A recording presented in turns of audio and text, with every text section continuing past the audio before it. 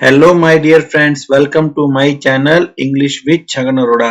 Friends, आज मैं आप लोगों के लिए famous French writer Albert Camus की famous short story the guest, इस शॉर्ट स्टोरी की एक समरी लेकर आया हूं।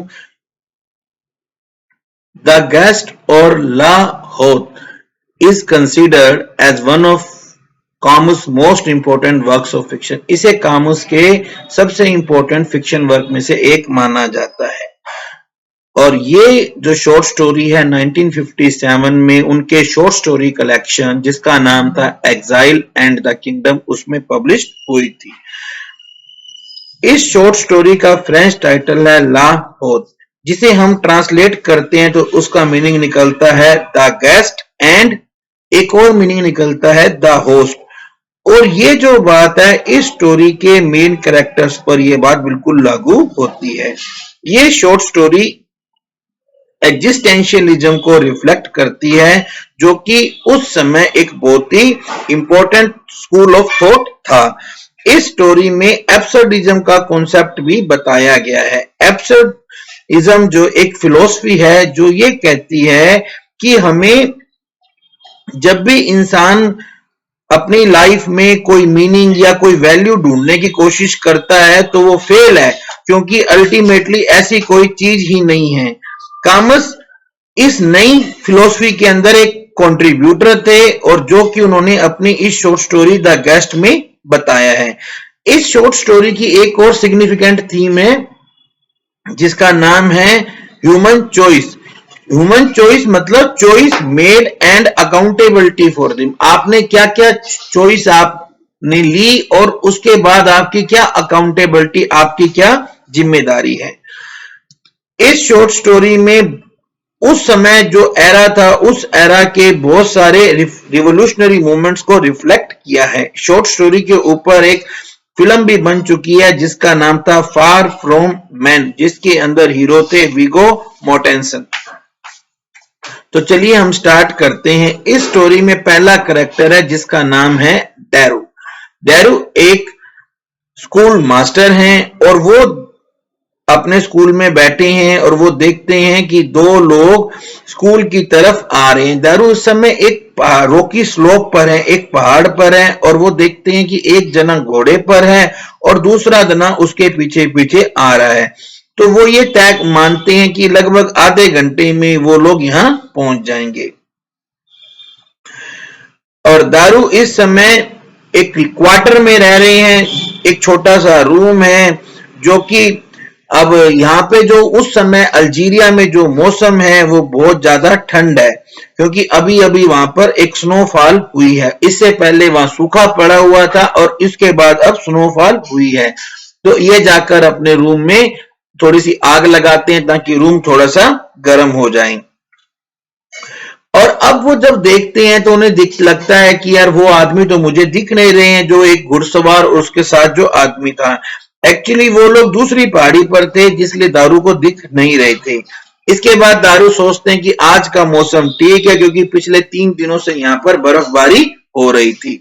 स्कूल में काफी सारे बैग हैं, कनक के कट्टे भरे हुए पड़े हैं और दारू क्या करता है, इन कट्टों को डेली बच्चों को बांटा करता है। लेकिन अब बर्फबारी के कारण स्कूल बंद है तो दारू सोचता है कि शायद इनके जो भाई हैं वो आकर अपने हिस्से का राशन ले जाएंगे। ये राशन फ्रांस से आया था और इन लोगों के लिए बहुत ज्यादा इंपॉर्टेंट था, क्योंकि पहले जो सूखा पड़ा था उस सूखे के कारण भेड़े और आदमी सब यहाँ पे मर गए थे। इसलिए दारू के पास जो थोड़ा बहुत सामान है उसे दारू अपने आप को एक लोड समझता है। अब जब वो देखता है कि जो पहला पर्सन घोड़े पर था उसे दारू पहचानता है, उसका नाम है बाल्डुकी। और दूसरा जो पर्सन है, ये जो पर्सन है ये एक गैंड्रेम है। गैंड्रेम मतलब फ्रेंच आर्मी का एक ऑफिसर है या फ्रेंच पुलिस का एक ऑफिसर है।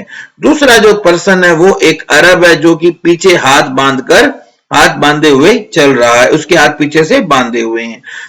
अब दारू जो है वो बेल्डुकी में तो कोई ज्यादा इंटरेस्ट नहीं रखता है, बल्कि वो इस अरब में ज्यादा इंटरेस्ट रखता है। बेल्डुकी आता है और वो इस स्कूल मास्टर दारू को हेलो बोलता है और फिर वो बताता है कि किस तरह वो एलमूर से आया है।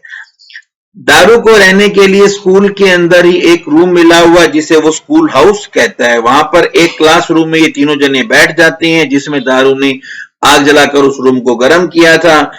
अरब के अभी भी हाथ बांधे हुए हैं और वो जाकर आग के नजदीक बैठ जाता है और बाल्दुकी एक काउच पर बैठ जाता है। दारू सोचता है कि ये अरब तो दिखने में ही रिबेलियस है, विद्रोही है। दारू मिंट टी लेकर आता है और उस अरब के हाथ खोलता है। जब हाथ खोलता है तो दारू को फील होता है कि इसको बुखार है। वो अपना चाय पी लेता है।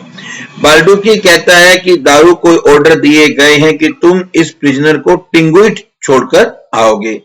इस प्रिजनर ने अपने कजन को मार दिया था।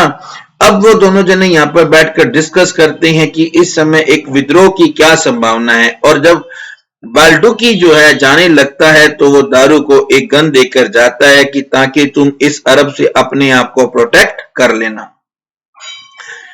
दारू इस बात का विरोध करता है। वो पहले कहता कि ये तो मेरी ड्यूटी नहीं है कि मैं तो एक टीचर हूं, मेरा ये काम थोड़ा कि मैं इसको छोड़कर आऊं। फिर उसके बाद में वो कहता है कि मेरा इस अरब को हैंडओवर करने का कोई प्लान नहीं है। वो कहता है कि ये मेरी ड्यूटी तो ये है कि मैं इसको हैंडओवर ना करूं। बाल्डुकी कहता है कि मैं किसी को नहीं बताऊंगा और वो कहता है कि दारू तुम एक पेपर साइन कर दो। दारू उस अरब को क्लासरूम में अकेला छोड़ देता है और अपने कमरे में चला जाता है। दारू सोचता है कि ना तो मैं मैटर करता हूं ना ये अरब मैटर करता है, क्यों पर वे दोनों दूसरे से कोई जानकारी नहीं रखते हैं। फिर वो क्लासरूम में आता है और दोनों के लिए डिनर बनाता है। उसके बाद में वो अरब को सोने के लिए एक बेड देता है। अरब से वो जब क्वेश्चन पूछता है कि भाई तुमने मर्डर क्यों किया, इन क्वेश्चनों का तो अरब कोई जवाब नहीं देता है, बल्कि वो ये जानना चाहता है कि वो लोग मेरे साथ क्या करेंगे और क्या वो जो गैंड्रेमर यानी कि वो बाल्डुकी है क्या वो वापिस आएगा।